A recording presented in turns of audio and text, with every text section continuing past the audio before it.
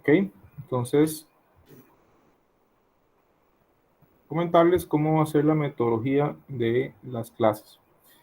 Este curso va a tener una particularidad de que es un curso práctico, entonces algunas sesiones previa coordinación se estarían realizando en el laboratorio de automatización. Eso si hay el quórum suficiente. Si solamente fuera una persona, no sería más perjudicial para los otros que no recibir la clase síncrona, sino que solamente una clase presencial para una persona.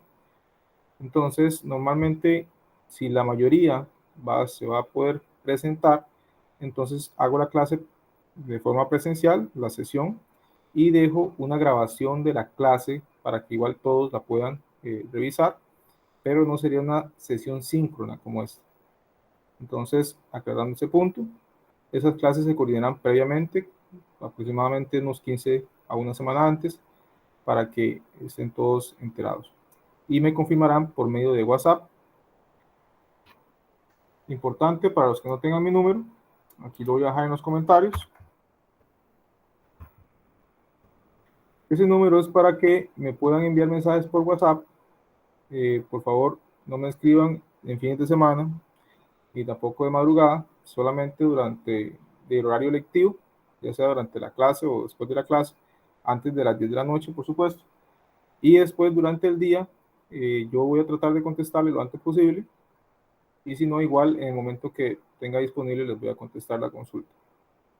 Entonces, ahí queda mi número para que ustedes puedan hacer sus comentarios y consultas acerca del curso. Otros puntos, la forma o la metodología de la clase. Yo voy a preparar y voy a dejar todos los materiales antes de las 6 de la tarde. De 6 a 7, la idea es que ustedes revisen todo el material. Revisen la tarea, si ya quedó una tarea específica para esa semana, revisen el material que está en el campus. Y a las 7 nos vamos a conectar por medio de ese enlace que va a quedar, que va a ser el mismo para todas las clases. Entonces, a partir de las 7 estaría haciendo la sesión síncrona. Yo voy a grabar todas las clases y posterior a la conexión voy a subir el video de la grabación para que igual lo puedan repasar, ya sea que no pudieron estar en la sesión síncrona o por alguna falla técnica o por alguna razón especial, entonces ya puedan revisar. Vamos a tener una sesión síncrona de aproximadamente 1 hora. No se recomienda más por un tema de que no es didáctico. Y van a quedar ustedes después realizando práctica. Ustedes ahí cualquier consulta me hacen por WhatsApp. Si hubiera que conectarnos nuevamente una persona por una consulta específica, nos volvemos a conectar con el mismo link. Obviamente me coordinamos por medio de WhatsApp para hacer nuevamente ese enlace. Y cerraríamos eso hasta las 9:30. ¿Hay alguna consulta o duda con esos puntos?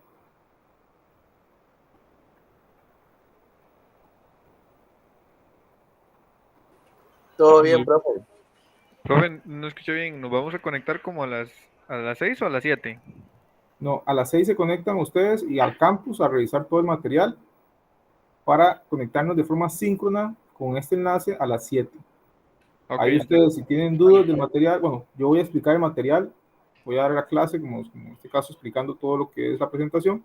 De igual manera, se sacan todas las dudas, ya sean las tareas, ya sean las prácticas, ya sea lo que hayan visto previamente o si salieron dudas durante el desarrollo de la clase síncrona. ¿Ok? ok, pero entonces a las 7 iniciaríamos la clase síncrona. Correcto. Gracias. Con gusto. Ok, entonces, vamos a iniciar. Si toda esa parte está clara, vamos a dar inicio. Voy a compartir lo que es la pantalla.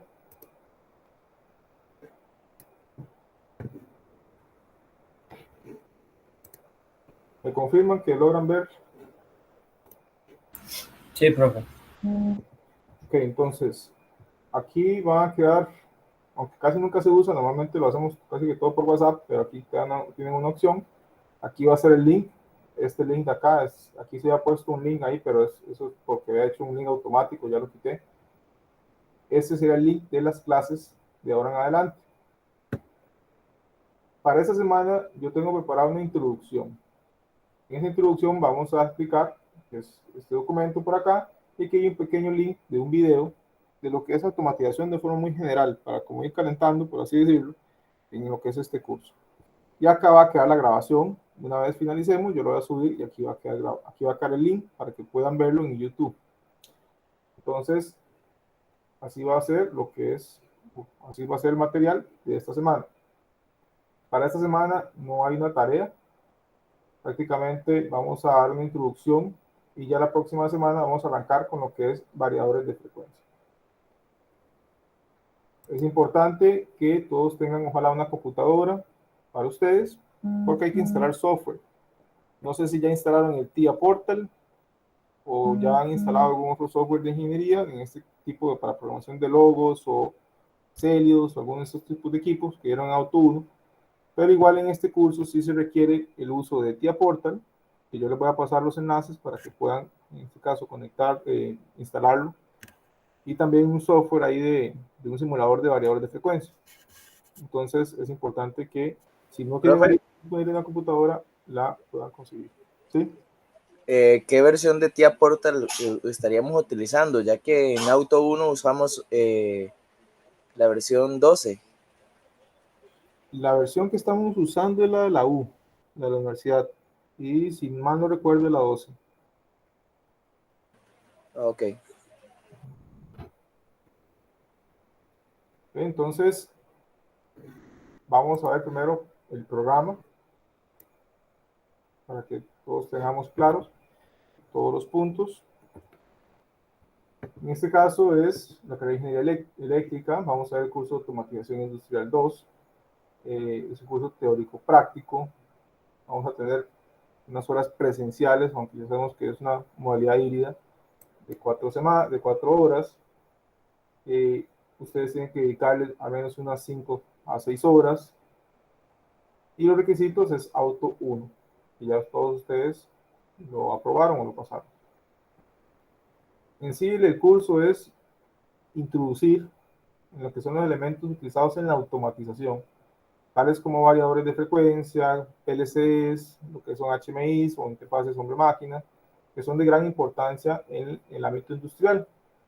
Y también se iniciará con lo que es la programación avanzada de autómatas. ¿Con qué se refiere programación avanzada? Bueno, lo que es ya la programación un poco más orientada a bloques, orientada a lo que es AWL, por en este caso un lenguaje específico que usa Siemens, que aunque hay otros PLCs que usan algo parecido, no es igual. El tema de entradas analógicas, el tema de un poco más la interacción entre diferentes módulos, la parte de comunicación la vamos a tocar un poco por encima. Entonces ya entramos un poco al tema de la automatización y la programación de autómatas. Así como también, como se menciona acá, variables de frecuencia y las HMIs. La importancia del curso radica en que ustedes desarrollen competencias que permitan la comprensión de procesos de automatización industrial y que requieren un mayor de conocimiento. Se va a utilizar una metodología participativa porque estos cursos requieren mucho de su participación para que sean realmente aprovechables. Si ustedes no participan, no interactúan, no se va a lograr una buena, en este caso interacción, no se va a lograr una buena desenvolvimiento del curso, por lo cual no se va a obtener un buen desempeño. La evaluación será sumativa, informativa, y también el propósito general, en este caso, es analizar los elementos utilizados en la automatización industrial, tales como variadores, controladores lógicos programables, HMIs, mediante el montaje práctico y la programación avanzada, para familiarizarse con sistemas de control utilizados en la industria. Entre los propósitos específicos está comprender los principios de operación de variadores, mediante la orientación técnica del mediador y la implementación de prácticas en el laboratorio. En este caso, la idea es desarrollar de forma con el simulador, pero también posteriormente ir al laboratorio y trabajar con variadores reales. Aplicar las funciones avanzadas de programación del autómata mediante diseño y montaje de circuitos de control para automatizar procesos industriales de mayor complejidad. Comprender los principios de operación de las HMIs mediante prácticas y ejemplos, y también desarrollar los conceptos básicos de las comunicaciones industriales, que acá vamos a ver un poco por encima, porque en Auto 3 prácticamente esto es lo que se desarrolla. Entre los contenidos vamos a tener la unidad 1, variadores de frecuencia. Posteriormente pasamos a funciones avanzadas del PLC. Ya ustedes manejaron un poco lo básico del PLC. Vamos a entrar un poco más a su estructura, a sus funciones, a la estructura en bloques, a los FCs, a los FBs, a lo que son las bibliotecas, los OV de error y diferentes funciones, como por ejemplo la distribución de saltos, probando en ciclos. Entonces, aquí nos vamos a profundizar en lo que es ya propiamente el PLC. Aunque nosotros vamos a trabajar con Siemens, el que se aprende o que trabaja bien con un PLC fácilmente migra a otro. Entonces, por ese lado no habría tanto problema.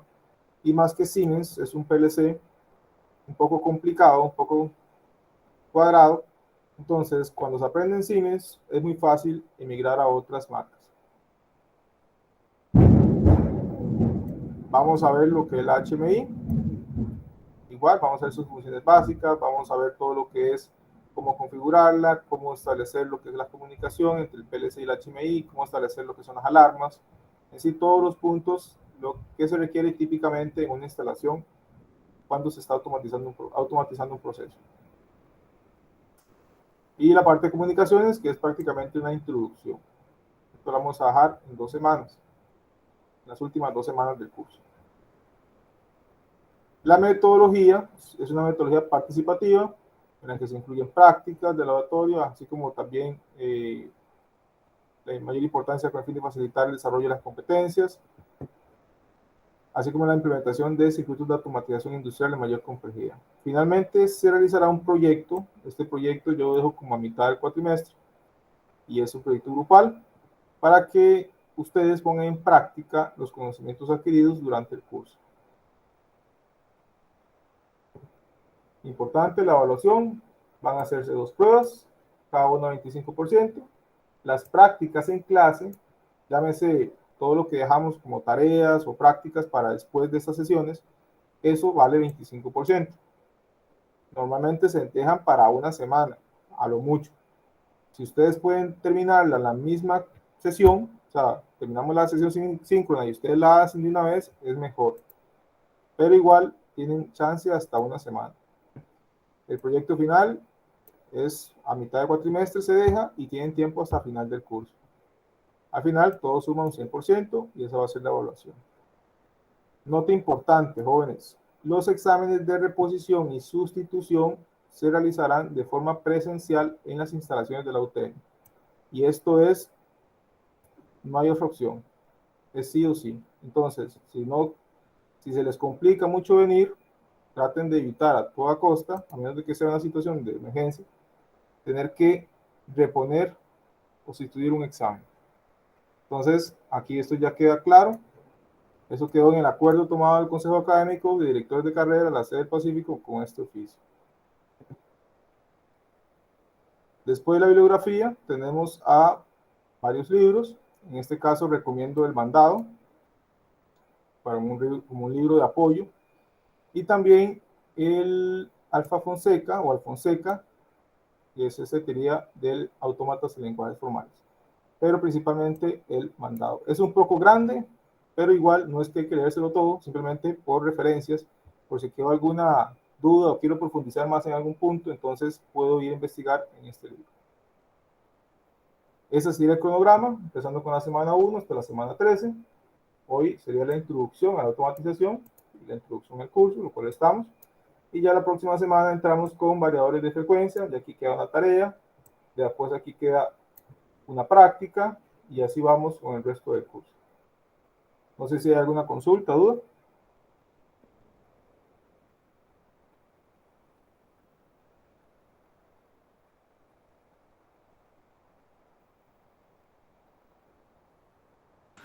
Pues todo claro por aquí, profe. Ok, entonces, ahora sí, ya que tenemos claro lo que es el programa, las reglas del juego, entonces vamos a iniciar con lo que corresponde a este examen.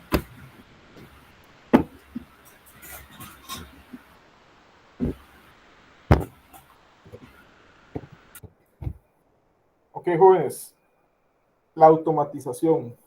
Ya ustedes recibieron un curso de automatización 1 y vieron algunos conceptos básicos de lo que era la automatización.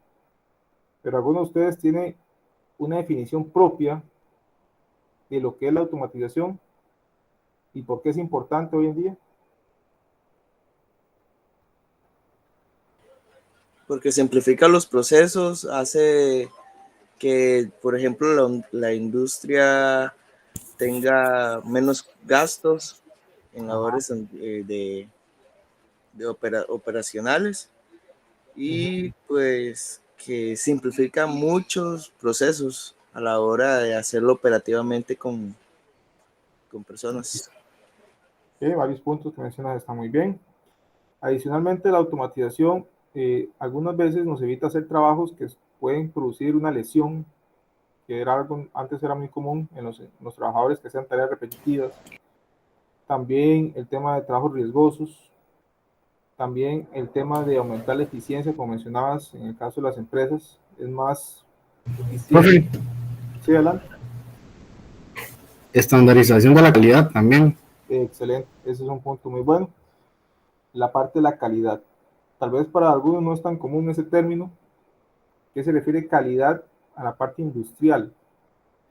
Bueno, cuando nosotros hablamos de calidad es que el producto va a tener siempre las mismas características y no va a ser diferente un día a otro. Entonces es importantísimo para las empresas mantener siempre la misma calidad de sus productos. Por ejemplo, que la Coca-Cola un día a ustedes le sepa bien y otro día le sepa mal, o otro día le sepa un poco agria, o otro día le sepa un poco amarga. Entonces eso no se puede dar en una industria y por eso es importante la automatización. Entonces, de ahora en adelante vamos a hablar de la automatización en un aspecto más enfocado en el control de procesos. Porque automatización hay muchas cosas. Hay automatización que es puro software, hay automatización que es una combinación de software y hardware, pero en el caso de nosotros nos vamos a enfocar en la industria en la que nos vamos a desarrollar propiamente, aunque ustedes pueden tomar sus caminos más adelante, pero nos vamos a enfocar en la industria que es la típica que hay en este país y en muchos países de Latinoamérica, enfocado a lo que es HMIs, PLCs, variadores, etc. Pero en sí el término de automatización es muy amplio, pero nosotros nos vamos a basar o a fundamentar o enfocar más bien en estos aspectos. Bueno, mi nombre, como ya mencioné al principio, es Germán Vázquez. Yo tengo ya unos 12 años más o menos de estar en la parte de la automatización en diferentes procesos, en diferentes plantas. Entonces, algo de experiencia tengo en este punto y espero poder transmitirles esta experiencia a través de los años y que les sea de provecho. Con aspecto de los temas que vamos a ver el día de hoy, vamos a ver lo que es el concepto, su arquitectura, y en la arquitectura vamos a ver el tema de los sensores, actuadores, sistemas de protección, señales eléctricas, lo que es ya el PLC, lo que es la visualización y algunos temas varios que es importante conocer. Esto acá es prácticamente un curso completo, pero lo que vamos a hacer ahorita es una pequeña introducción para que ustedes tengan un contexto de lo que vamos a ver. Algunas cosas ustedes ya las vieron en Auto 1, pero igual me gusta repasarlas para que quede claro y tengamos todos la misma plataforma para iniciar ya el curso. Entonces, la automatización como concepto es modificar un proceso o una tarea que se realiza por medio de operadores humanos o con amplia ayuda de estos por medio de sistemas de control, llámese sensores, actuadores, una visualización, para que la tarea se realice de forma automática o con muy poca ayuda de operadores. Representa para la empresa beneficios económicos y de seguridad tanto operativa como ocupacional. Ese es el concepto general. Y los objetivos, algunos ya los mencionamos, ya sea el compañero o los compañeros que respondieron: mejorar la productividad de la empresa, reduciendo los costos de producción y mejorando la calidad de la misma; mejorar las condiciones de trabajo del personal, suprimiendo trabajos penosos, incrementando la seguridad; realizar las operaciones imposibles de controlar de forma intelectual o manualmente; y mejorar la disponibilidad de los productos, pudiendo proveer cantidades necesarias en el momento preciso. ¿Por qué se dice esto? Porque algunas veces, si yo tengo una cantidad de personas que producen, por ejemplo, 100 productos al día, yo no puedo garantizar de que voy a producir siempre los 100 productos, porque esas personas se pueden enfermar, se pueden fallecer, puede pasar un virus, puede ser el COVID, etcétera, que puede generar atrasos importantes en la producción. En cambio, cuando todos son máquinas, cuando todo está automatizado, ya sea por la parte de robots o por la parte de ya un proceso completamente automatizado, no necesariamente robots, pero ya puedo garantizarme cierta disponibilidad o cierta forma o cierta facilidad para pronosticar a futuro cuánto va a ser mi producción. Entonces, en esos aspectos se refiere esta parte o este punto. Además, también me permite simplificar el mantenimiento de forma que el operario no requiera grandes conocimientos para la manipulación del proceso productivo. ¿Qué se refiere a ese punto? Bueno, antes existían los famosos gurús de los procesos. Entonces, uno llegaba a una planta muy vieja y había una persona, un técnico o un operario que se sabía todas las mañas de esa máquina. Y si esa persona se iba, era un problema porque no arrancaba. Entonces, eran esos gurús que cuando no estaban era un problema, un dolor de cabeza.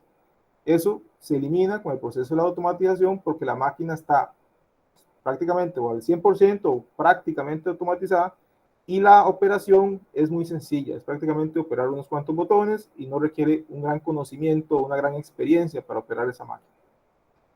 Y el último punto, que es integrar la gestión y la producción, que eso ya está muy enfocado a la industria 4.0, que es el tema de obtener datos de los procesos y realizar un análisis de estos para obtener tendencias y poder pronosticar ya sea fallas o poder pronosticar cómo va a estar la producción, etc.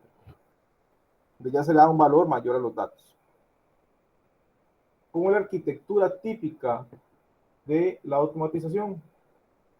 Bueno, normalmente vamos a tener dispositivos de campo, llámese sensores, llámese actuadores, que van a estar normalmente en el proceso o nivel 0. Digamos que ustedes en Auto 1 se enfocaron mucho en esto y tal vez aquí un poquito en un poco de PLCs y un poco de logo o de CELI. Ya en la etapa 1 entra la parte de proceso de control. Y aquí tenemos HMIs, tenemos la parte de estación de ingeniería, tenemos los PLCs, muy importante, y otros dispositivos de control. En el siguiente nivel ya tenemos la supervisión, ya el nivel 2. Y ahí tenemos lo que son los sistemas SCADA, tenemos historiadores, tenemos sistemas de control de activos, y tenemos todos estos equipos que ya hacen un análisis de los datos que provienen de los PLCs y demás equipos de control. Y ya la última etapa es la etapa de operaciones o manufactura, donde ya hay un dispositivo o un software, más bien ya sería más un software, porque aquí casi que son servidores, que hacen un análisis estadístico, hacen análisis de datos, que hacen un montón de recolección de información para generar valor a lo que es el nivel gerencial de la empresa. Entonces, esto es típicamente el proceso de automatización de las plantas. Y aquí vemos PLCs Allen Bradley, pero esto puede ser Siemens, puede ser Schneider, puede ser Omron, puede ser cualquiera de esos. No hay problema. Incluso puede haber combinaciones de diferentes marcas, que eso no va a haber ningún inconveniente siempre y cuando manejemos protocolos de comunicación que sean estandarizados y comunes. Entonces, esta va a ser la arquitectura típica. No siempre es así. Hay algunas veces que hay dispositivos que se brincan, que pasan del campo pasan a la etapa de supervisión, porque no hay un control para ellos, simplemente están enviando datos y están mostrando un valor. Pero típicamente esta es la estructura. ¿Alguna duda hasta acá, jóvenes?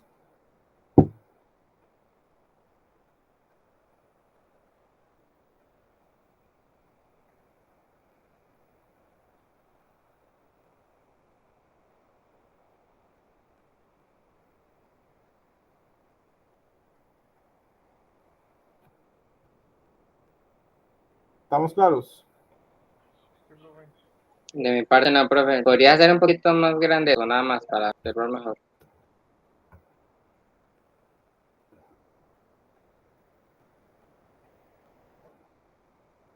Gracias.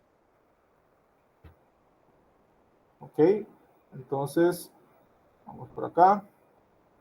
Ya desmembrando todos estos elementos que están aquí, vamos a ir separando uno por uno, vamos a irlos analizando. Y vamos a empezar con lo que son los sensores de campo. Los sensores son los sentidos del sistema de control. y ese nos indica la forma en que debe actuar el mismo. Los sensores transforman una variable física a una variable eléctrica, y por eso también se le conoce como transductor. Los sensores del sistema de control son como los sentidos de nosotros. Los seres humanos tenemos la vista, tenemos el gusto, el tacto. En el caso de los sensores, en el caso específicamente de un PLC, lo que tiene son sensores de temperatura, de presión, de velocidad, de posición y de flujo, así como otros especiales. Son los que le dicen cómo está actuando el proceso y qué tiene que hacer sobre el proceso de acuerdo a los valores que tenga, ya sea velocidad, ya sea de presión, ya sea de temperatura, flujo, etc. Por ejemplo, un horno. Cuando nosotros tenemos un horno y tenemos un PLC que está controlando la temperatura del horno por medio de resistencias o por medio de quemadores, él va a tener un sensor de temperatura o varios, y esos sensores van a medir la temperatura del horno y el PLC va a actuar de acuerdo a esa temperatura. Si la temperatura es muy baja, va a encender las resistencias, y si la temperatura es muy alta, va a ir apagando las resistencias. Entonces, de esa manera vamos viendo cómo el sensor le traduce lo que es una variable física a una variable eléctrica. En este caso, lo que es una RTD es una señal de resistencia, pero al final es una variable eléctrica, y el PLC lee eso, la traduce y actúa sobre ello. Específicamente, viendo los sensores, vamos con el de temperatura. La RTD es un detector de temperatura resistivo. ¿Qué quiere decir eso? Que dependiendo de la temperatura, así va a ser el valor de la resistencia. A mayor temperatura, mayor resistencia. Aquí vemos que la resistencia es proporcional a la temperatura. Y se ve afectado por el cableado de la resistencia. En este caso, si yo pongo una RTD a 100 metros del PLC, la resistencia del cable va a afectar la medición. Entonces se tienen que realizar ciertas medidas para tratar de corregir ese efecto. Eso, si mal no recuerdo, en Auto 1 lo vieron con el tema de las RTDs a 2, 3 o 4 hilos. Ejemplos de RTDs son la PT100 y la PT1000.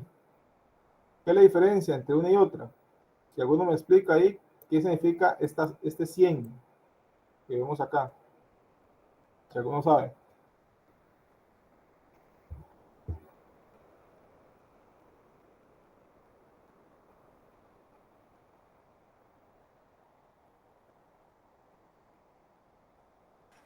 Profe, ¿Sí? yo no sé, yo voy a serte sincero, a lo que nosotros no vimos las RTD, Auto 1 ni nada de eso. No se tocó muy a fondo esos tipos de componentes. Hablamos así como por encima de la termocupla, pero no de los RTD. Ok. En sí, la RTD es una resistencia. Imagínense como una especie de resistencia eléctrica como la que ustedes habrán trabajado en algún curso de circuitos. Pero en lugar de utilizarse para, ya sea, impedir el paso de la corriente en algún circuito operacional o algún circuito digital, lo que hace es que esa temperatura se coloca en superficies calientes, ya sean líquidas, ya sean, en este caso, ambientales, el aire, gas, lo que sea. Obviamente no va directo, sino que tienen un termopozo, lo evitamos a ver. Y lo que hace simplemente es variar su resistencia conforme la temperatura aumente. Específicamente el valor de 100 o el valor de 1000, de lo que son las RTDs, indican el valor de resistencia a 0 grados. Entonces, a 0 grados centígrados, la RTD me va a medir 100 ohmios. Y en el caso de la PT1000, a 0 grados centígrados, me va a medir 1000 ohmios. Eso se refiere a este valor de acá. En el caso de la termocupla, ¿sí? Pero entonces, quiere decir de que si se encuentra una superficie caliente, su resistencia va a variar, haciendo permitir el paso de la corriente. No. Así es. No, vamos, la resistencia, la PT100 es un sensor. Él va a medir la temperatura y su resistencia varía de acuerdo a la temperatura que está midiendo. Por ejemplo, si yo pongo una PT100 y la sumerjo en lo que es un vaso de hielo y mido los terminales, me va a medir 100 ohmios. Si yo empiezo a calentar esa agua hasta 100 grados, entonces la resistencia va a medir como 140 ohmios, por ejemplo. Entonces el PLC lo que hace es medir esa resistencia y de acuerdo al tipo de PT100, el PLC va a decir, ok, eso es 100, eso son 100 grados o eso es 0 grados. ¿Me expliqué? Sí, sí, ya, gracias. En el caso de la termocouple, el principio es similar, pero en lugar de utilizar una resistencia variable, lo que hace es otro principio en donde tiene dos metales que producen un voltaje que es función de la diferencia de temperatura. Entonces, esa unión de esos dos metales, que es variable, son varios tipos de opciones que hay, permiten que cuando aumenta la temperatura, ese milivoltio, esos milivoltios, van a ir incrementando. Y de esa manera el PLC puede también leer y saber cuál es la temperatura que está midiendo. En el caso de la termocupla, normalmente hay varios tipos, J, K, hay varias opciones, pero la más común es la tipo K, y tiene un rango de medición desde menos 250 grados hasta 1100 grados, pero un mayor error, y por eso también son más económicas. ¿Cuál es el error típico? Normalmente anda en más menos 4 grados. Si yo quiero algo muy preciso, si yo ocupo saber exactamente la temperatura de un líquido o de un gas o del agua, de lo que tenga que medir, si yo ocupo algo con mucha precisión, una termocupla no va a ser la mejor opción, sino que vamos a irnos por una RTD.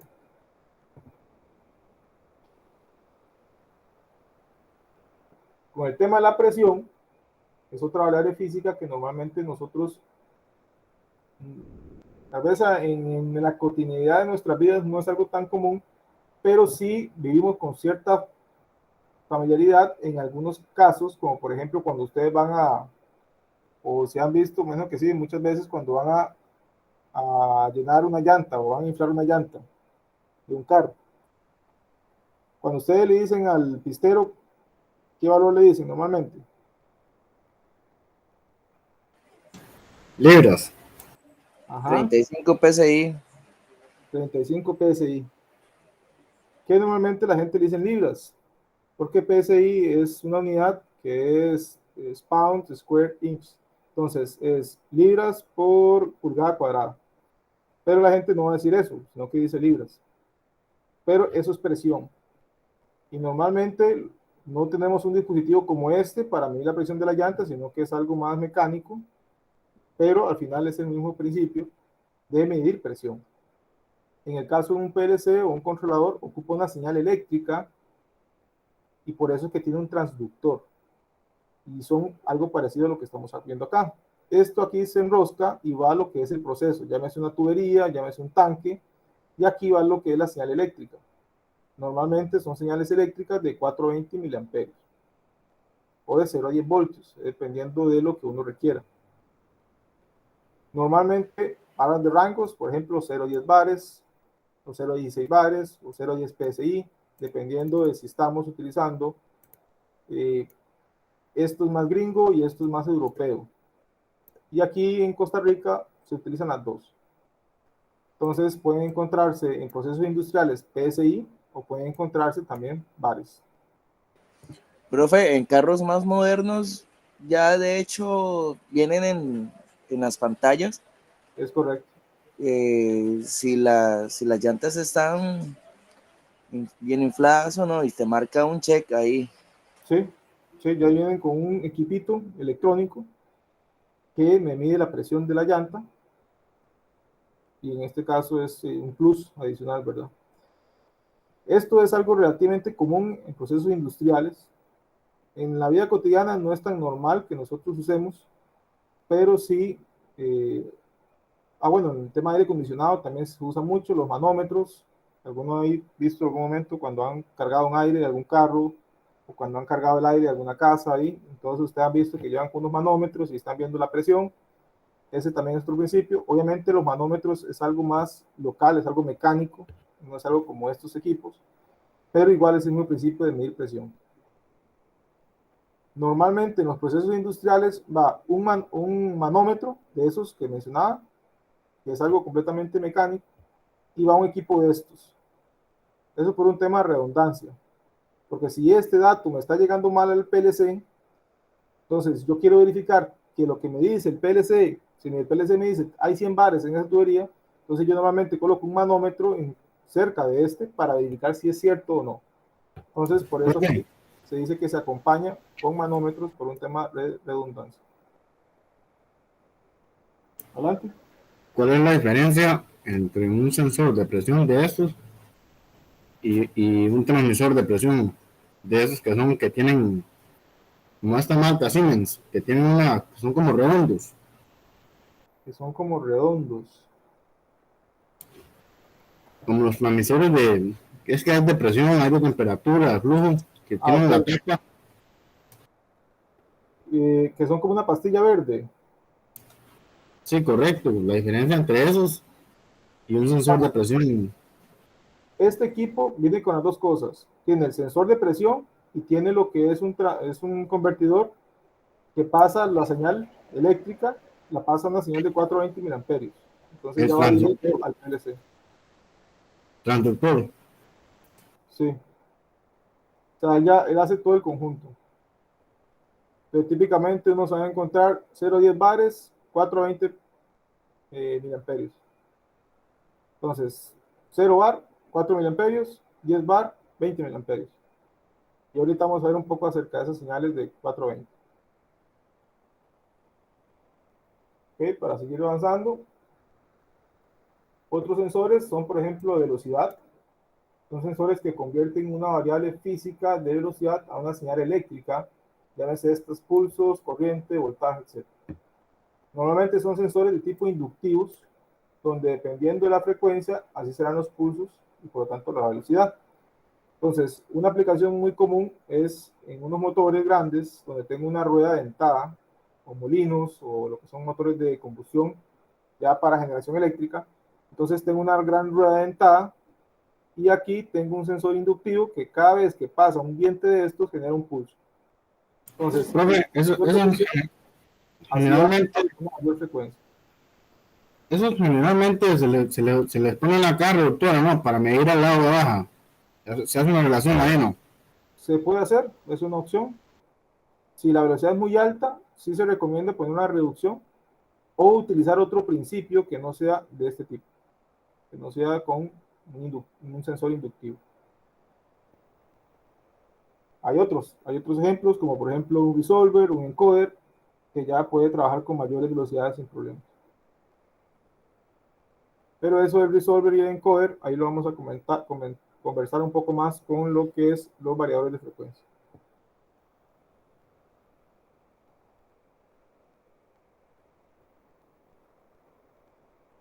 Tenemos sensores de posición que utilizan para conocer la posición de un objeto o un producto. Hay de varios tipos, normalmente son discretos, on-off, o sea, hay o no hay, está el objeto o no está, entonces es un 0 o un 1, pero también hay proporcionales, así como otras tecnologías. En caso de proporcionales se refiere a que él me puede dar la distancia en la que está el objeto. Puede estar, por ejemplo, a 10 centímetros, a 15 centímetros, a 20 centímetros, etcétera, o 1 metro, 2 metros, 3 metros. Esos son proporcionales y ellos me van dando un rango de medición. Entonces, eso utilizan más que todo para ver niveles de líquidos o de diferentes tipos de productos. Y en cambio, estos pequeñitos como este son más que todo para saber si está algo, si hay producto o no hay producto, o si llegó la grúa, por ejemplo, llegó con un tope, entonces para saber si ahí está la grúa o si el brazo llegó aquí al punto, entonces esos son los de tipo on-off. Y hay diferentes tipos de tecnologías, por ejemplo hay resistivos, los ópticos, ultrasónicos, que son ya proporcionales, igual los de radar, capacitivos, hay de los dos tipos, de on-off y proporcionales, inductivos, son on-off, entre otros. Entonces, esos son los de posición. Tenemos lo que son sensores de flujo, en este caso se utilizan para conocer la cantidad de flujo que pasa en un instante de un área determinada. Además de volumen, algunas tecnologías pueden medir densidad y masa, como son los de Coriolis. También existen los volumétricos, tipo vortex, ultrasónicos, de turbina, electromagnéticos. Esas son las tecnologías con las que ellos miden el flujo que pasa por acá. Por ejemplo, normalmente en nuestras casas todos tenemos un flujómetro. ¿Cuál sería? Medidor del agua. Correcto. Tenemos un medidor ahí que no es muy bueno, pero es un medidor tipo turbinita que está midiendo el flujo de agua. Hay que tener cuidado porque él no discrimina si es agua o aire. Él le da igual. Es simplemente ahí lo que esté pasando va girando y eso va contabilizando. Entonces, dependiendo de la aplicación, así se escoge. Y dependiendo del presupuesto. Porque los básicos son de los mejores, pero el costo también es de los más altos. Un medidor de Coriolis típico puede andar entre $4,000 y $10,000, para que ustedes tengan una idea. Y pequeños, no muy grandes, de media pulgada a 1 pulgada. Entonces, son bastante costosos. Y tenemos sensores especiales. En este caso, tenemos sensores para medir viscosidad, para medir la densidad, para medir humo, como en este caso, estos detectores de humo, o para medir neblina de aceite, en motores para plantas de generación. Tenemos lo que son gases, oxígeno, CO2, etc. Y otros según la necesidad. ¿Qué es lo que tengo que garantizar yo? Que yo puedo medir algo que sea reproducible y que sea repetible. Entonces, que si yo voy a medir oxígeno una vez, después lo mido una hora después, después lo mido otra hora después, si nada ha cambiado, me dé la misma medición. Si nada ha cambiado y me da mediciones diferentes, quiere decir que el sensor o está mal, o hay algo mal conectado, o el sensor está dañado. Entonces, es importante garantizar de que lo que yo voy a medir utilice el sensor adecuado. Porque si no, por mejor PLC que tenga, no va a lograr la función correcta. Ahora bien, ya una vez que tenemos lo que son los sensores, tenemos que ir a los actuadores. En el caso, haciendo la analogía con el cuerpo humano, teníamos que los sensores eran los sentidos. En el caso de los actuadores, son lo que va a actuar sobre el proceso. En el caso del cuerpo humano, serían nuestras manos, nuestros brazos, nuestras piernas, las que van a actuar sobre el proceso. Igual sucede en el caso del control automático. Vamos a tener relés, contactores, variadores, motores y electroválvulas, por mencionar algunos. Son los más comunes. Y son los elementos que activan y ejecutan las acciones que se requieren por parte del proceso automatizado. Y son controladas por el sistema de control, llámese logo, PLC, etc. Entonces, los actuadores son los que ejecutan la tarea, pero comandados por el PLC o el controlador. Y aquí vienen algunos típicos que ustedes ya vieron normalmente en Auto 1, lo que son los relés y los contactores, que son de este tipo. Por ejemplo, algunos de marca Siemens, que son muy comunes encontrar en la industria. Los relés, los que son un poco más sencillitos, igual, o contactores como ya un poco más elaborados, como este de acá, pero lo que utilizan es el mismo principio, que es una bobina que se energiza. La bobina lo que hace es mover un juego mecánico que cierra el contacto y por eso permite el paso de la corriente.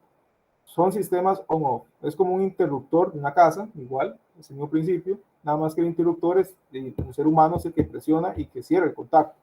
En el caso de los contactores o relés, ustedes por medio de una corriente eléctrica producen ese cierre que pasa de una etapa de baja potencia, por ejemplo 24 voltios, y activan una etapa de alta potencia, como por ejemplo 480, 13800, etc., dependiendo de la capacidad del contactor. ¿Y dónde se utilizan? Normalmente lo que vamos a usar es para activar o desactivar motores, bombas, resistencias eléctricas, pero no resistencias pequeñitas, sino que son resistencias para calentar. Entonces son resistencias de varios kilowatts, válvulas motorizadas, entre otros.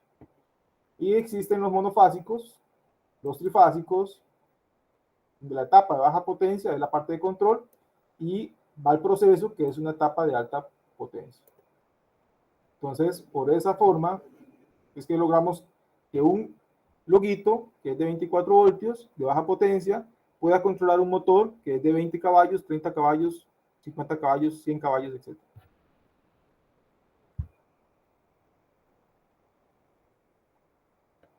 Ya si nos vamos un poco más sofisticados y ya queremos controlar la velocidad y queremos controlar la posición y queremos controlar la aceleración y demás cosas, ya tenemos que entrar a lo que son los variadores o los servodrivers o los servomotores, que son como este que se muestra acá. Ya estos son equipos muy caros que nos permiten no solamente controlar la velocidad, sino que también nos permiten controlar la posición. ¿Por qué? Porque internamente ellos tienen un resolver, que es un dispositivo que me da con mucha precisión la posición del eje. Entonces, por acá va potencia y por aquí van señales que me dan la posición exacta del eje. ¿Cómo funciona? Okay, ahí les queda a ustedes de tarea moral investigar acerca del resolver. Así como se escribe, así como se pronuncia, se escribe resolver. Entonces, ahí van a investigar ustedes cómo es el principio. Pero al fin, lo que va es, acá va potencia, aquí van las señales que me permite controlar, en este caso, la posición exacta de este equipo. Si yo le digo a él, muévase 1 grado, se mueve 1 grado. Si le digo, muévase 360 grados, se mueve una vuelta completa. O si le digo, muévase 90 o muévase 45, exactamente eso es lo que va a hacer. Y son equipos muy utilizados en la parte de robótica o procesos que requieren mucha precisión de movimiento. Todos los robots lo que tienen en sus articulaciones es un servo driver, un servomotor. Y son equipos muy sofisticados y muy caros. Volviéndonos a la parte sencilla, tenemos otros actuadores como por ejemplo son las electroválvulas. Igual, hay electroválvulas muy pequeñitas como esta, que puede ser de media o 1 pulgada, que simplemente lo que tiene aquí es una bobina. Esta es la bobina que al producir energía eléctrica lo que hace es que mueve el émbolo, es un émbolo metálico, y lo que hace es permitir el paso del fluido, y cuando quito la corriente, entonces tengo un resorte que regresa el émbolo a su posición y cierra el flujo. Entonces, estos equipos normalmente tienen una parte mecánica, que es esta, y tienen una parte eléctrica, que puede ser algo tan sencillo como una bobina o puede ser algo más sofisticado como un motor o incluso un servomotor. Ya eso dependerá también de qué tan preciso requiero controlar el flujo. Ok, ¿dudas hasta acá, jóvenes?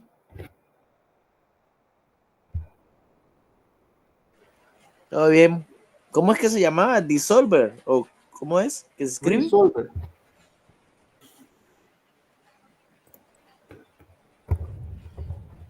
Ah, resolver.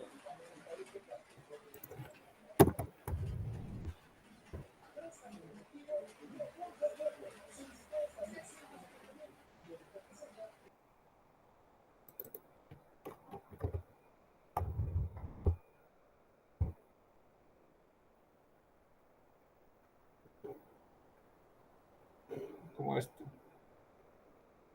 Como este también. Ah, ok. Ok.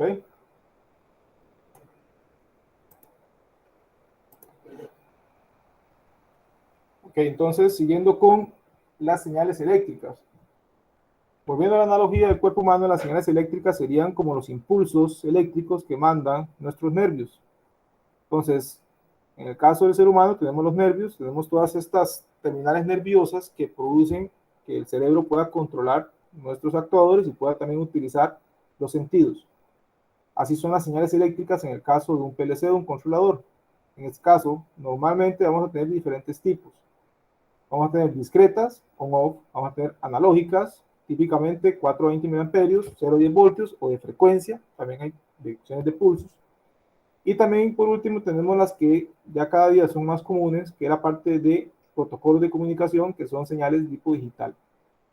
Entonces ya no es una señal, un 1, un 0 o un 420 mA, que es algo analógico, sino que ya son unos y ceros, pero que generan una secuencia y esos son datos. Ejemplos de eso son Fieldbus y HART. Esto lo vamos a enfocar al final del curso y en Auto 3. Entonces, al final, las señales eléctricas, como se mencionaba, son utilizadas como entradas para leer una condición o un estado de los sensores y como salidas para controlar actuadores, así como indicaciones. Llámese luces, llámese alguna indicación luminosa, alguna sirena, etc.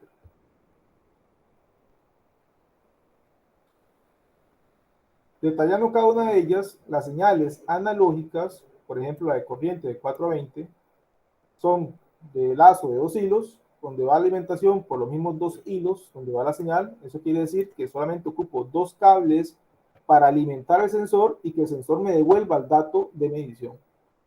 Esto es algo muy común que me ahorra cable. Pero también tengo sensores que requieren una mayor alimentación, requieren más potencia. Entonces, para eso utiliza un lazo de 4 hilos, donde en 2 cables va alimentación y en las otras 2 cables va la señal. Van separadas. Por eso es de 4 hilos. Típicamente en los sensores de campo, por ejemplo, que yo mencionaba antes de 0 a 10 bar, que es proporcional a una señal de 4 a 20 miliamperios. Valores mayores a 20 o menores a 4 indican condición de falla. Y aquí va una pregunta capciosa. ¿Por qué no se utiliza de 0 a 20 miliamperios? ¿Por qué 4? ¿Por qué no 0? Porque no se daría cuenta si el circuito falló o se abrió estando en 0 como inicial. Correcto. Si nosotros pusiéramos 0 miliamperios y cortamos el cable, el PLC va a indicar que hay 0 bares. Y podrían haber 10 bares. Porque recordemos que cuando tengo un cable cortado, hay 0 miliamperios. Entonces, por esa razón es que hay un valor mínimo. Menos de 4 miliamperios indica condición de falla. Y si el cable se corta y llega a 0, entonces el PLC dice, tengo un problema con tal sensor. Entonces, por eso es el 4 a 20. También tengo voltaje de 0 a 10 voltios, que es una indicación de voltaje, pero tengo un mayor error con la resistencia del cable, por lo tanto, no es tan común utilizar este tipo de señales. La más normal, si vamos a usar analógica, es 4 a 20. Y también, importante, la señal de 0 a 10 voltios presenta mayores problemas por ruido eléctrico. En el tema de la frecuencia, también se usa, pero normalmente para sensores de velocidad y flujo. Y presenta mayores problemas por ruido eléctrico porque al final es una señal de voltaje.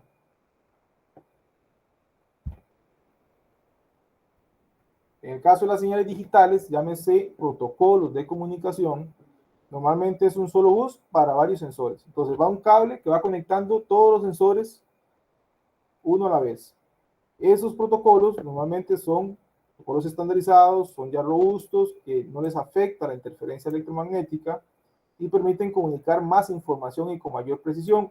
Por eso es esto el tema del IoT, por eso el tema de la industria 4.0, que ahora cada día requiero más información de mis sensores, de mis equipos.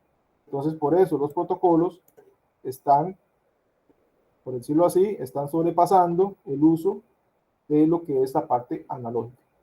Sin embargo, no con eso quiero decir que ya esto no se usa. Se sigue usando y se va a seguir usando por muchos años, porque no todo requiero un montón de datos. Hay cosas que solamente requiero saber un valor específico, con una señal de 4 a 20 no es suficiente. Igual, ejemplos, Fieldbus, Hart, están otra gran cantidad de ejemplos, están Modbus, Profibus, etc. Igual vamos a detallar a varios de ellos en Auto 3. Bueno, aquí se ve un ejemplo de comunicación. Vemos que pasa una señal. Aquí es un 0, 0, 1, 0, 1. Aquí vamos viendo los valores. Y al final esto significa algo. No significa que está encendido, apagado, no. Sí, esto es una palabra y esto significa algo. Puede ser un valor, puede ser que aquí signifique un 20 bares, puede que signifique que está en falla, que la falla es tal. Aquí lo que va es información.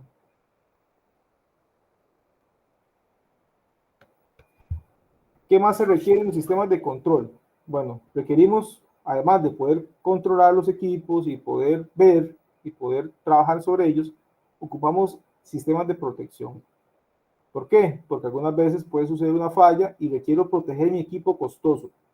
Quiero que mi equipo no se me vaya a quemar, porque al final un PLC es caro, un variador es caro, todo lo que es industrial es caro. Entonces, normalmente protegen estos elementos de lo que son mis sensores y a mi sistema de control.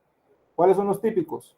Guardamotores, como este que está acá, lo que son breakers, lo que son fusibles, que normalmente son fusibles pequeños o en algunos casos fusibles más grandes para ciertos motores o variadores de frecuencia.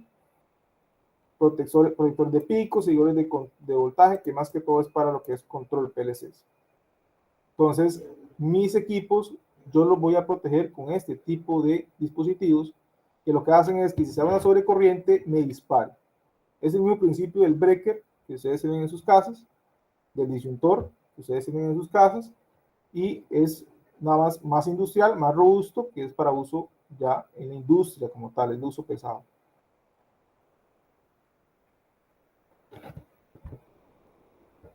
El PLC, lo que es la arquitectura de control, el PLC sería ya el cerebro. Si volvemos a la analogía del cuerpo humano, el PLC ya es el cerebro, es el que va a controlar todo el proceso y tiene grandes facilidades de programación, es algo muy robusto, es escalable, es modular y es muy versátil. En la mayoría de los casos. ¿Por qué pongo que en la mayoría de los casos? Porque hay PLCs de marcas extrañas que no son tan modulares y no son tan escalables. ¿A qué se refiere con esto de modular? Se refiere a que usted va agregando módulos, así sea su requerimiento. Si ustedes ocupan 10 entradas analógicas, le pueden colocar módulos de entradas analógicas. Si ocupan más, simplemente compran un módulo más y lo adaptan. Eso se refiere a que es escalable y modular. Y también que es, de esta forma, es versátil. En la actualidad, los PLCs tienen altas capacidades de procesamiento, son capaces de realizar cálculos aritméticos complicados, así como lo que son controladores PID. Si no saben esta palabra qué significa, no se preocupen, ahí más adelante vamos a volverla a mencionar. Y pueden haber diferentes tipos de arquitecturas de control. Está un control distribuido y está un control centralizado. ¿Cuál es el control distribuido? Es el que ahora es más común de ver en las nuevas plantas. Se realiza mediante varios PLCs. Cada uno tiene funciones específicas donde típicamente hay un PLC maestro o primario. Entonces, por ejemplo, aquí vemos que aquí yo tengo un sistema de control de diferentes equipos y vemos que hay 1, 2, 3, 4, bueno, este es un modo remoto, hay 3 PLCs, cada PLC tiene un control específico, un proceso específico y no existe un único PLC que acapara todo, sino que está distribuido. Y puede que exista un PLC primario o un maestro que todo el mundo le informa a él, pero que simplemente él está recibiendo información y no está ejecutando o no está controlando nada. Simplemente puede que esté orquestando en sí, pero el control como tal lo está haciendo cada PLC específico. Entonces, Profe, ¿sí? una pregunta ahí con ese tema. Cuando no son PLCs los que hay, sino por decirlo así, en varios CCMs que pertenecen a una misma planta, hay módulos de entrada y salida que se comunican vía Ethernet con un PLC. Eso me ¿Sí? aplica como un sistema de control distribuido. Cuando integrado a eso, hay varias protecciones de diferentes máquinas. Sí. En realidad, no tanto por un punto de que los dispositivos que tú mencionas están haciendo una función muy específica. Por ejemplo, aquí podría decir que esto es un controlador de motores o un variador o un equipo de estos y está todo conectado a este PLC. Si solamente existiera un PLC y él se encarga de conectarse con todos, por ejemplo, si solo estuviera este y él se encarga de conectarse con este, con este, con este, con este, con todos, eso sería un sistema centralizado. En el momento en que yo tengo varios PLCs, o sea, el control como tal lo tengo distribuido, en ese momento el control es distribuido. Si yo tengo algo como esto que está aquí, por ejemplo, donde todo llega a un único mega PLC, es un sistema de control centralizado. No sé si te aclaré la duda. Profe, ¿y si esos 3 PLC que están ahí están comunicados a un solo PLC? Igual, él sigue siendo sistema distribuido, porque cada PLC ejecuta las tareas específicas para su proceso. Ah, ok. Y si por alguna razón el ingeniero control agarró, lo que está haciendo es agarrando todas las señales y mandándole un PLC principal para que éste haga todo, y está haciendo un desperdicio de recursos. Porque está usando un equipo simplemente para transmitir señales. Y eso no es normal. Lo primero es que yo uso este para dividir funciones. Esta hace una función, este hace otra función, esta hace otra función. No sé si quedó más claro. Sí, está bien. Cuando yo tengo un sistema de control distribuido, ahí entra las partes de las comunicaciones, entra a formar un papel muy importante. Porque entre este y este tienen que conversar. Igual entre este y este. Tienen que hablarse. Si no se hablan, puede ser que él siga trabajando y que ese esté en falla y que le siga mandando producto y ese no pueda recibirlo. Entonces, siempre tiene que existir una comunicación y normalmente se utilizan protocolos de comunicación industriales como Profibus, como Ethernet-IP, como Modbus en cierta forma, pero normalmente ya son más de mayor velocidad. Entonces, esos son los casos y normalmente la tendencia es a que todos estos PLCs van a un sistema que es el sistema SCADA, donde ahí se recolecta toda la información y se logra visualizar de forma remota todo el proceso de la planta. Y esa es la tendencia desde hace unos años para acá. No es algo nuevo, es algo que ya tiene sus años, pero que en Costa Rica todavía hay muchas plantas, muchas empresas que tienen esta filosofía de control centralizado. ¿Qué es este control centralizado? Es que todo el proceso lo lleva un PLC. Y es un mega PLC con un montón de entradas. Puede que tenga entradas distribuidas, pero al final todo el control, toda la lógica del control la lleva un único PLC.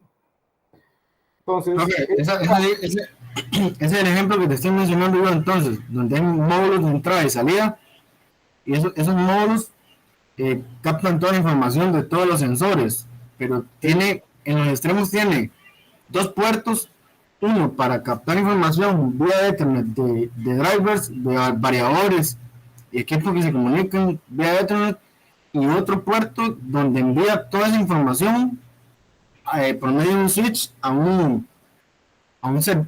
otro PLC, perdón. Entonces, siempre al final sería centralizado. depende. Si todos esos módulos que tú indicas realizan, por ejemplo, este XREO, estos XREO acá simplemente están recolectando señales, no están procesando nada, no están haciendo ningún cálculo, nada. Y todo se lo mandan acá al PLC principal. Y el PLC principal es el que está haciendo todas las funciones. Por decirlo así, él es el que se está matando solo y todos los demás simplemente le están mandando información y esperando recibir información de él para actuar. Entonces, esto es centralizado porque el control todo lo está ejecutando él. Todas las funciones las está ejecutando él. Si ya tú empiezas a poner variadores y esos variadores están haciendo cálculos, están haciendo algún control, y ese control lo están haciendo ellos y no están mandándole a que lo haga otro, ahí ya podría convertirse en un sistema distribuido. ¿Me explico? Sí, profe, gracias. Ok, perfecto. ¿Cuál es el problema con este control? Está muy limitado por las capacidades y el tiempo de respuesta. Cuando yo tengo un PLC que está haciendo un montón de procesos, entonces el tiempo de respuesta no va a ser tan efectivo como sería algo como esto. ¿Por qué? Porque este solo está haciendo una función muy pequeñita o muy específica, tal vez no está pequeña, pero sí una función específica, que si pasa algo, él actúa y listo. En cambio, cuando él ejecuta o cuando se da cuenta de que algo pasó, está ejecutando un montón de tareas y cuando termina, vuelve a iniciar el ciclo y ejecuta lo que le pidieron. Entonces, el tiempo de respuesta es mucho menor. No es tan rápido. Normalmente este tipo de procesos se va a usar en plantas pequeñas o en procesos independientes. ¿A qué me refiero con procesos independientes? A procesos que no requieren comunicarse con nadie, son procesos aislados. Ejemplo de eso puede ser una planta de tratamiento o puede ser un proceso muy específico de, por ejemplo, de tratamiento de agua, donde no le importa a nadie del resto del proceso y él puede actuar de forma independiente, solito, entonces es un sistema centralizado ahí. Por eso existe lo que se llama un sistema de control híbrido. ¿Qué es híbrido? Porque tiene control distribuido y para algunos procesos muy independientes tiene un control centralizado que no se comunica con nadie, pero igual no me interesa que se comunique con nadie porque él puede trabajar solo y no afecta a nadie más. Entonces, ese puede encontrarse.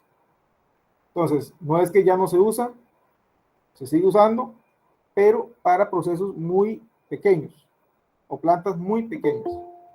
¿De acuerdo?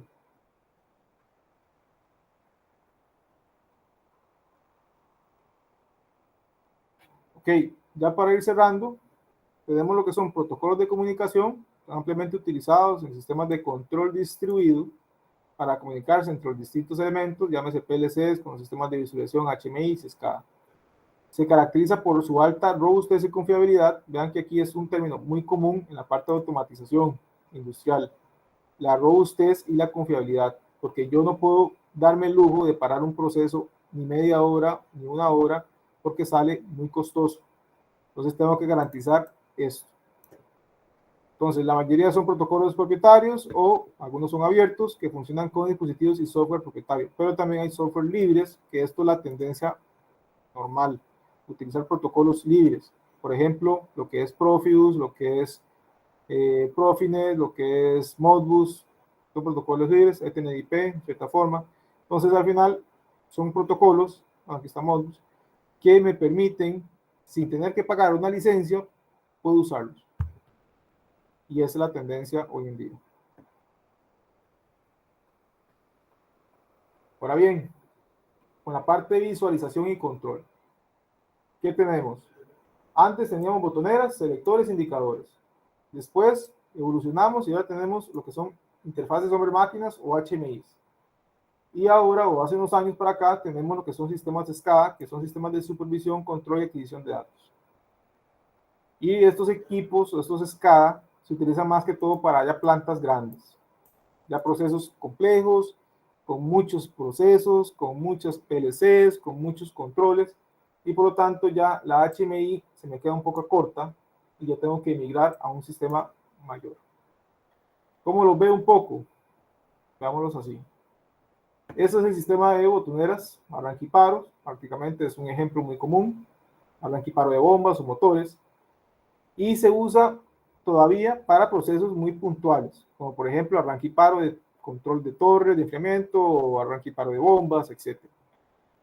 Pero cuando ya es un sistema, un proceso complicado, yo no puedo darme el lujo de hacerlo así, porque ya se complica. Entonces ya tengo que irme hacia lo que es una HMI, donde ya puedo ver un diagrama del proceso, ya puedo ver más datos, ya puedo saber qué está actuando, qué está funcionando, cómo van los valores, etc. Este ya es un dato, algo más práctico para procesos ya un poco más complejos. Sin embargo, no se recomienda que se haga únicamente todo en HMI. Siempre tiene que existir al menos unos cuantos botones para lo que es un arranque y paro de todo el proceso en caso de que HMI falle, y mínimo una parada de emergencia. Entonces, siempre se mezcla un poco, aunque ya no tanto así, que no hay un montón de botones, y ahora es unos cuantos botones y una HMI. Y si ya tengo muchos procesos y que entre ellos tienen que empezar a conversar y que ellos tienen que empezar a visualizarse, y yo quiero tener un control total de la planta y del proceso, entonces ya la HMI se me queda corta y tengo que ir hacia un SCADA. Ya el SCADA es ampliamente utilizado en sistemas de control distribuidos, utiliza protocolos de comunicación industriales, por ejemplo OPC. Su red se encuentra separada de cualquier otra red por una cuestión de seguridad. Y normalmente el SCADA es un área específica de la planta donde ahí está todo lo que es la visualización del proceso productivo. Posee muchísima información, puedo ver datos en tiempo real, puedo ver tendencias, o sea, gráficas de hace muchos años o de algunos meses o algunos días, puedo ver eventos que han sucedido en las últimas horas, en los últimos días y meses, y ya tiene una gran capacidad de almacenar información. Con eso yo puedo analizar comportamientos pasados, puedo analizar posibles fallas, etc. Eso es lo que es un típico SCADA. ¿Cómo se ve? Bueno, aquí les muestro un ejemplo. En el caso del SCADA, la planta térmica Gravito, en el cual yo trabajaba hace unos años, y aquí se logra ver lo que es el control del motor de combustión, el motor motriz, el motor principal que mueve el generador. Entonces, ya aquí yo logro ver en una pantalla que es un web browser, es un SCADA web. Yo aquí he logrado observar todo el proceso. De igual manera, podía ver lo que son alarmas, eventos, lo que son las tendencias, lo que son las gráficas. Y aquí también puede ver cómo es los datos, cómo se pasan de la señal del PLC, cómo pasan hacia lo que es, ya sea el PLC, el SCADA, o hacia la HMI. Este sería la HMI y este sería lo que es el SCADA. Jóvenes, eso sería lo que quería mostrarles el día de hoy. No es que tienen que saberse todo lo que yo acabo de hablar, es un repaso y algunos temas que también no han visto, pero sí quería darles un contexto de lo que es la automatización de forma muy general. Espero que les haya sido claro. Igual, si queda alguna duda puntual, pueden ir WhatsApp, pueden mandarme la consulta y espero que haya sido de provecho la clase de hoy. No sé si hay alguna duda con respecto a lo que vamos a ver o con respecto también a lo que es la metodología del curso o lo que es el programa.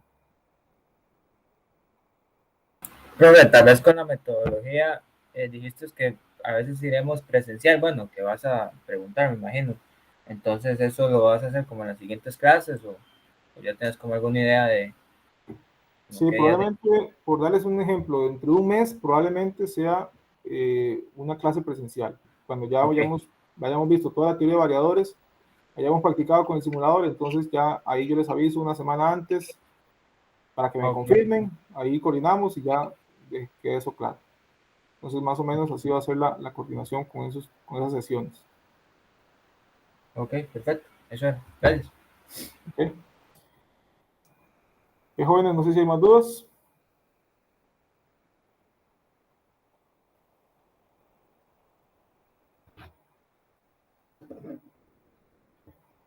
Ok, entonces vamos a quedar por acá.